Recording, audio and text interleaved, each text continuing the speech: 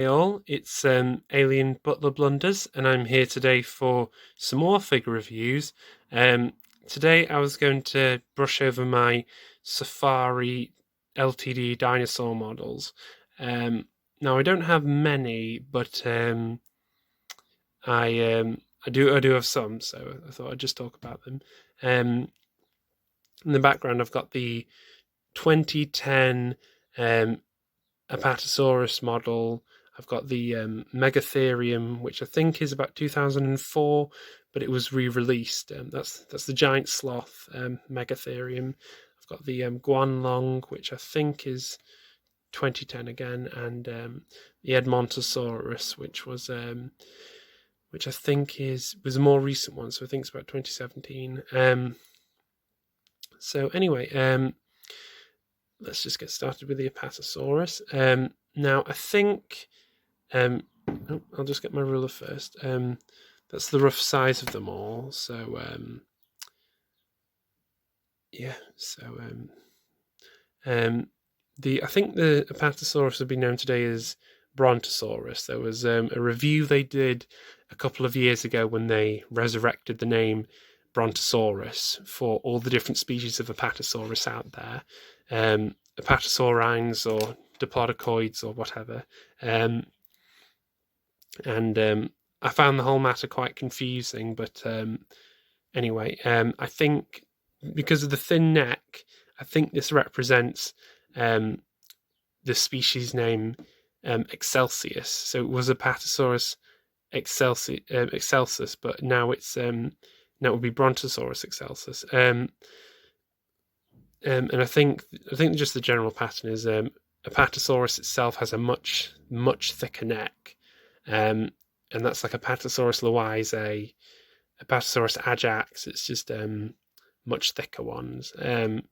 Anyway, but all the same, it's quick scores on the top of my head. I'd rate this Apatosaurus figure honestly about 9 out of 10. It's I've had it for a while, and I'm just very, very satisfied with it. Everything's accurate about it. Feet are accurate. It's got a nice elevated posture to the neck. It's nice curved tail, and just a simple colour pattern. And if I look closely there on the head, if I let it zoom, oh, there we are. It has some lovely head detail, and an eye you'd only really see on the Safari theropod models, but it's a sauropod who seems to have got the same attention. So very, very, very nice. It's a simple colour pattern, but it's very nice anyway. Very plausible. Anyway, moving on. The Megatherium is a smaller model. I think it's probably in scale with the Apatosaurus.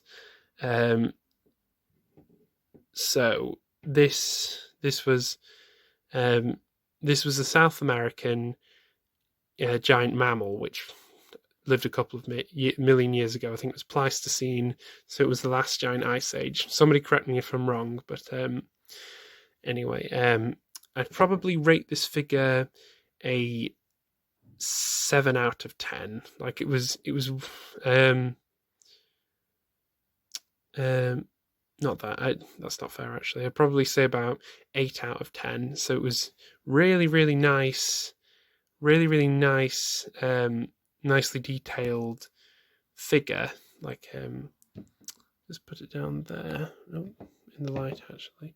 And it has an incredibly detailed body, incredibly detailed. There's even detail on the inside of the mouth there on the palate. And the claws are a nice glossy enamel paint, and it can also walk like that, as it probably did in life on 4 legs, and it can also rear up. So it's a very, very nice model.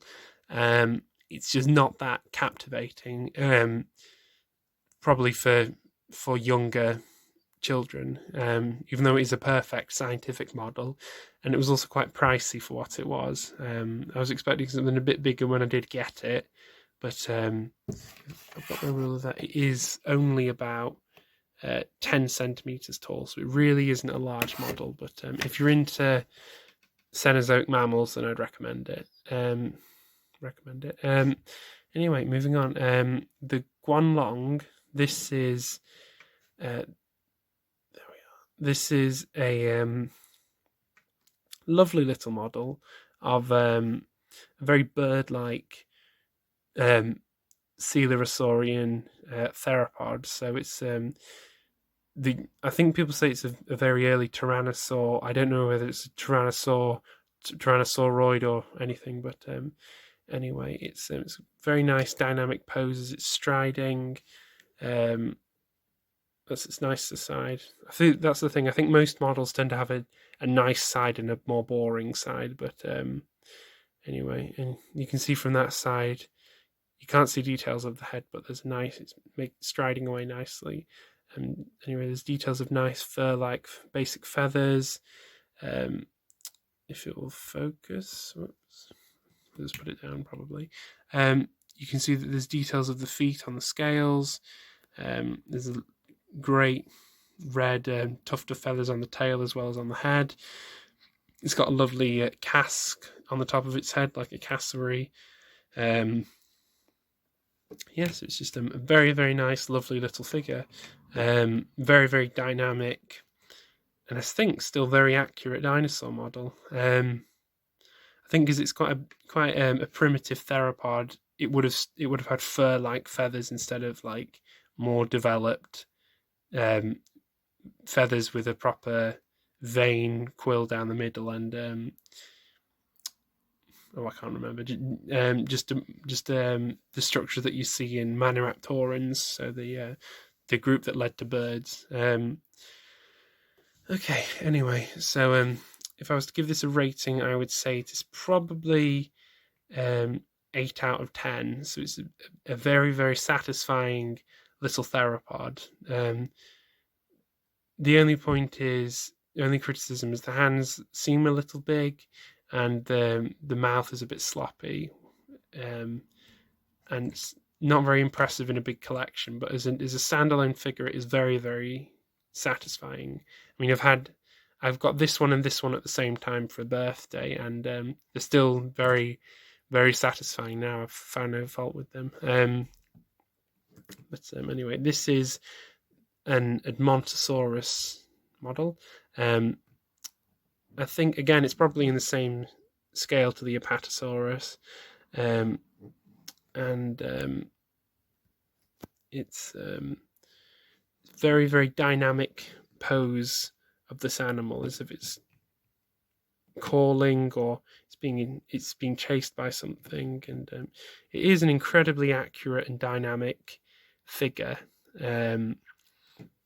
I know today this is probably considered inaccurate because people say, it had a little structure, a soft tissue structure on the back of its head, like a spike or something, or a wattle. And Safari Ltd has done a more recent Edmontosaurus, which I have to admit is more accurate. It does look more like a real animal, but all the same, this is a nice, very boldly coloured animal.